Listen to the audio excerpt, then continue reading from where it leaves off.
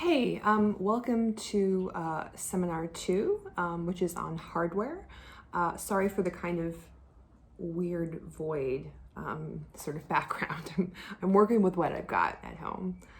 Maybe next time I'll video record from the office, give you different, kind of change things up a bit, give you different backgrounds. So today's seminar uses the work of Friedrich Kittler, Kittler, who looks at media hardware and its history.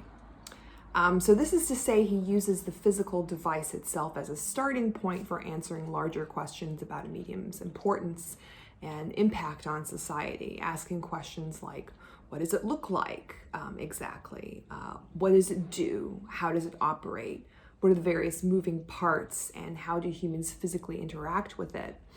So this is the approach that we're emphasizing this week. I'm going to start with a rather bizarre story from Kittler's research, and it's kind of a science fiction story, science fiction horror written by Salome Friedlander in 1916 called Goethe Speaks into the Phonograph. And just to set the scene here, phonography, so in other words, the first recordings of sound, was invented in 1877. So, and the device operated by speaking into a kind of a big amplifier and then having those sound waves recorded or imprinted onto a wax cylinder that was turning. So the machine could then be reversed, and then you can, while you would turn the recordings, it would sort of vibrate the sort of diaphragm, and then amplify the sound outwards, so you'd be able to hear what you just recorded. And Goethe is a famous German writer who lived in the early 1800s. So that's the background stuff that you need to know. A girl named Anna is talking to Professor Schor, and she says that it's a pity that the phonograph wasn't invented in 1800, so it could capture Goethe's marvelous voice, very much like mine, I might say. Schor takes a few days and thinks of this and reasons that the sound waves of Goethe's voice must be bouncing about his home office still. They might have decayed over time, but they're still in existence. So what would it mean to amplify them so as to hear Goethe's voice? They would need a proper receiver, right, to capture all these dying, decaying sound waves that would be in a room.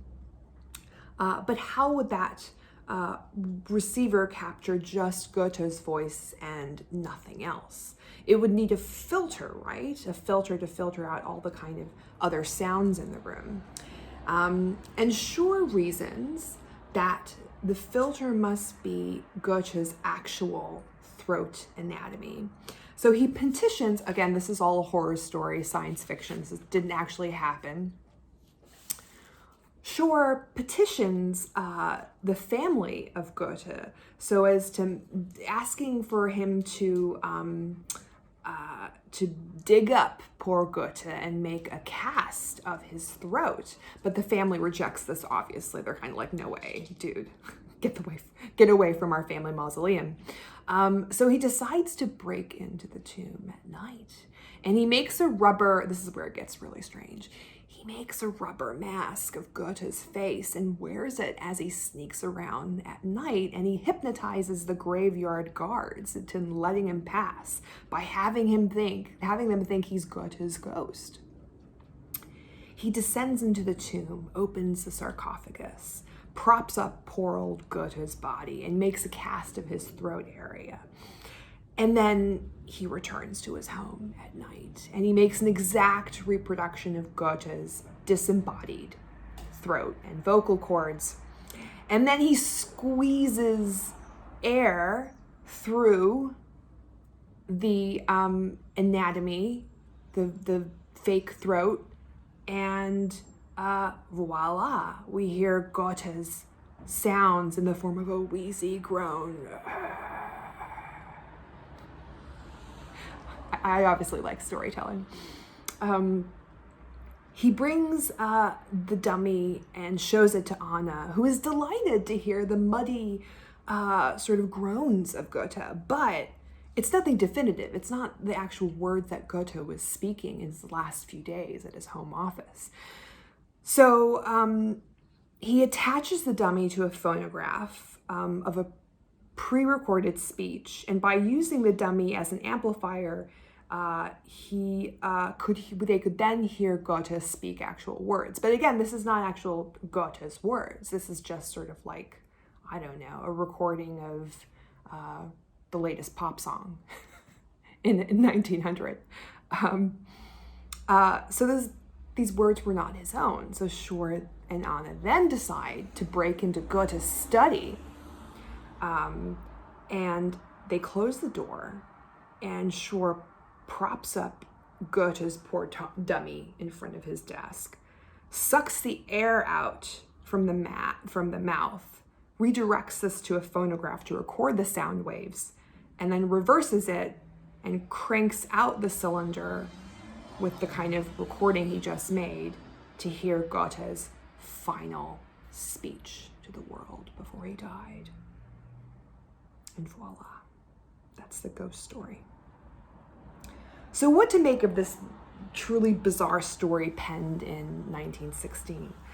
Many horror stories work through our fears and desires around new technologies. This story also entails fears around grave robbery, which was a kind of a consistent problem in the medical profession of the 19th century, and served as the main inspiration for Mary Shelley's Frankenstein.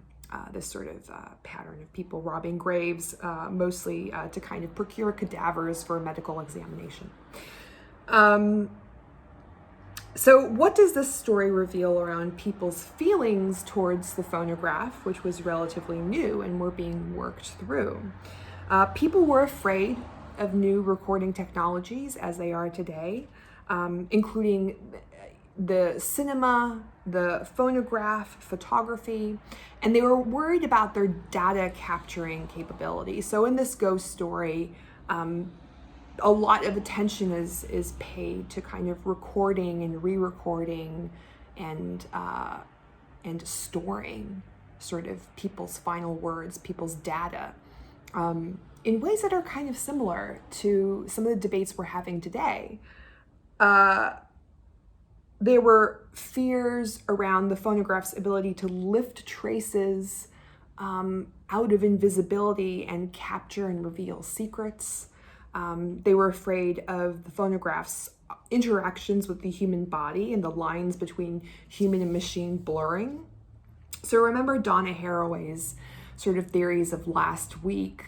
She talks about the blurring between machine and human as being potentially exciting.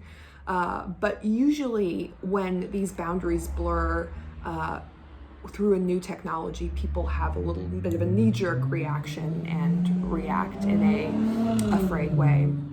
Sorry, someone has a really fast motorcycle and wants to show it.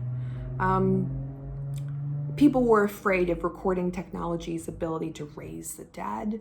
Some feared literally, and others more abstractly in the form of technology's abilities to record information and archive it forever.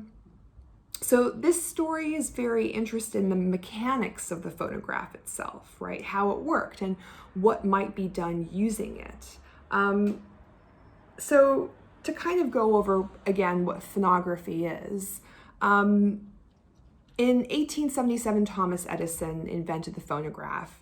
It was again an amplifier mouthpiece attached to a little needle that would pick up sound waves and inscribe these waves into an aluminum foil at first, and this later became a sort of wax cylinder, but it was really aluminum foil tied around a sort of cylinder that would then be hand cranked. So the aluminum foil would record the sound waves, and then you could kind of play those waves back through the same amplifier device. So this is something, if you really wanted to, and you're really, really keen, you could recreate the first phonograph, the first sort of technology to record sound at home, if you wanted to. And I'm sure their website's kind of devoted to doing that. And the first thing that was ever recorded, the first sound that was ever recorded. And think of this as a precursor to cinema. So this is the first sort of audiovisual information ever to be recorded. It's the precursor to all of our sort of technology at the moment. So it's an incredibly important moment in history. What is the first thing that to be recorded? It's Thomas Edison singing "Mary Had a Little Lamb," and he's screaming it into the phonograph. It's not sort of sung. It's kind of more like "Mary had a little lamb," and this is because, ironically, Thomas Edison was deaf, or very close to being deaf.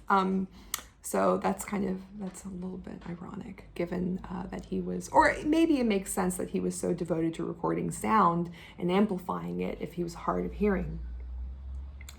To give you a sense of what this sounded like, I'm going to play a different recording that was Edison's talking doll. So the talking doll was a repurposing of the phonograph. A tiny little phonograph sat in the doll's chest, and could be sometimes by pulling a string that would send the wax cylinder kind of turning, could reproduce sort of sound coming from this doll. And talking dolls were kind of popular in the 1900s.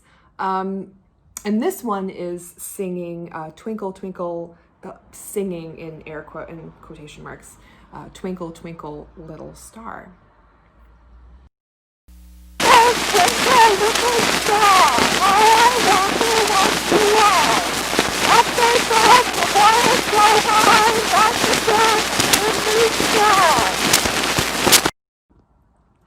So truly horrifying, right?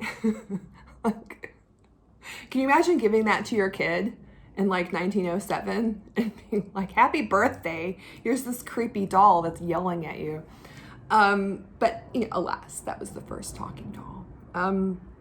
That gives you an idea of what these sound recordings might have sounded like. They were very not high fidelity, right? So two important precursors, and then this is what you would ask if you're kind of interested in media hardware, is you might ask, okay, so this thing exists. What are the inventions that came before it that are related and that kind of informed its design? So two important precursors to the phonograph. One was an 1857 invention called the phonoautograph, that focused on incoming sounds being amplified and recorded. So a big bell mouth amplified sound and transferred it to an animal membrane that vibrated a tiny bristle to make patterns in a soot cylinder. So the output was not actually sound. The output was patterns in soot, a kind of a visualization of sound. The other, so that's kind of stuff coming in and recording sound. How do you kind of then pump it out to hear sort of sound? The other invention that was important here was outgoing sounds, and came from actually removing the larynx of corpses to see what sounds they made when you blew air into them. Pretty morbid, right? So this invention also used human middle ears to study their kind of membranes and vibrations, since that is essentially how we hear sound. So, here it kind of, you get a theme of the inclusion of bodies as being important to the development of sort of media hardware, is that we kind of turn to the body as a model of how media technologies should be invented to interact with us. So there's a very literal reason why sort of people are afraid of new media technologies, is because the human body is sort of baked into their invention, literally through the kind of, in some instances, the sort of use of sort of corpses and body parts to replicate sound. So the move to digitality expanded with people's efforts to replicate human body parts in service of new recording technologies. To some extent, it wasn't the body is returned to exactly in the same way as a sort of a model as it was previous to digitality. So this, this strange precursor of phonography that was concerned with capturing sound was an 1829 invention by a man named Willis, who connected elastic tongues to a cogwheel whose cogs would then set the tongues vibrating to replicate certain vowel sounds. It's like a truly crazy image. So, okay, those were the two important inventions that preceded recording sound, is people who were interested in sound coming in and then recording that, or sound going out. The phonograph was revolutionary for people because it was the first medium that could capture and store time in duration, effectively replacing human memory capacities. So it means that this was the first technology to record and reproduce an event that was happening in time. And, think about that. This is different to a book or a painting, which do not exist within a specific duration. You have control over how you want to consume that painting and how you want to read that book. You have control of the time of it. But not with this. This is, the phonograph and technologies that come after are interested in capturing events in time, in real time, and then reproducing those in real time. And it's the first moment of auditory data storage. Think of it, I know all of us hate the sound of our own voices, but could you imagine the horror of someone experiencing this for the first time in 1877? This was, truly revolutionary. So each video that you upload to TikTok as a recording of a duration in time that reproduces an event in real time goes back to this historical moment in 1877 with this simple device made of metal and tinfoil. So the capacities of recorded sound were truly frightening to people. Another story that Kittler includes in his research is penned by Maurice Renard in 1907 and is called Death in the Shell. And all of these stories you can read yourselves, in their original form, but I'm recounting them here for purposes of time, and also because I think they're really interesting meditations on how people were greeting these new technologies, essentially focusing on the phonograph. So the author in this story is recounting an accident involving his friend.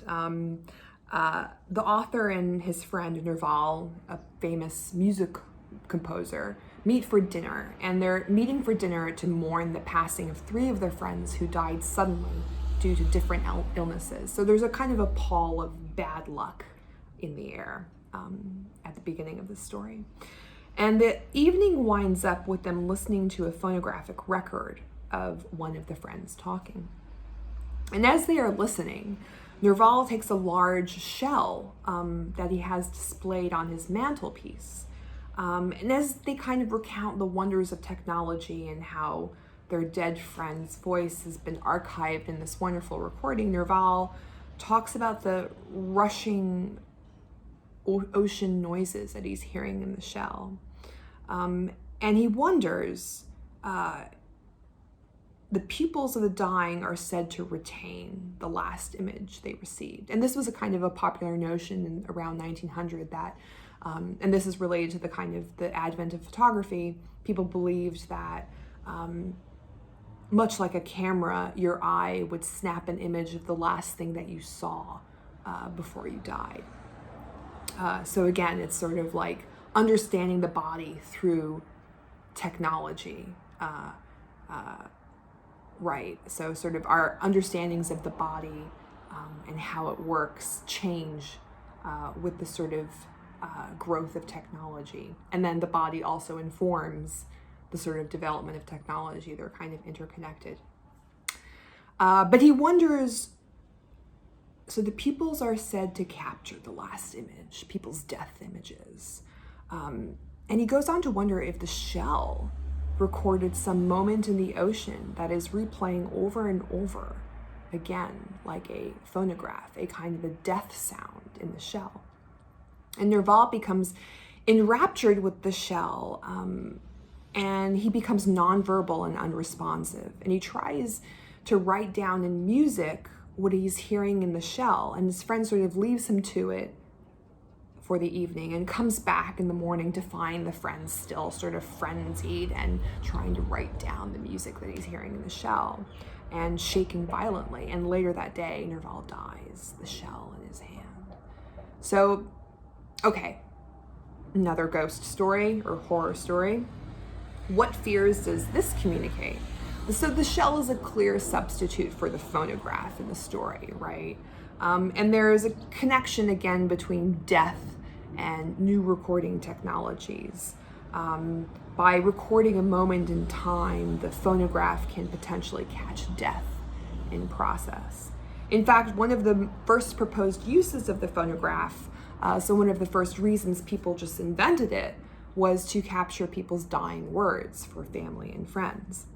And this fear around death and new technology is voiced again and again in culture, in popular culture. So the 1980s film about virtual reality, Brainstorm, comes to mind. And in this story, a virtual reality headset accidentally captures a wearer's death. So the wearer dies while wearing the headset, which is recording at the time. And a scientist bravely places the VR headset on himself, hoping to experience death itself. And he does, and he almost dies. So recording devices from 1877 all the way through 1980s and the current day are very entangled with ideas of death.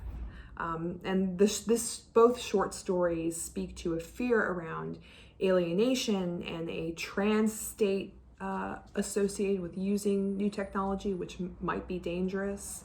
So Nerval is so captivated by the shell that he loses all contact with reality.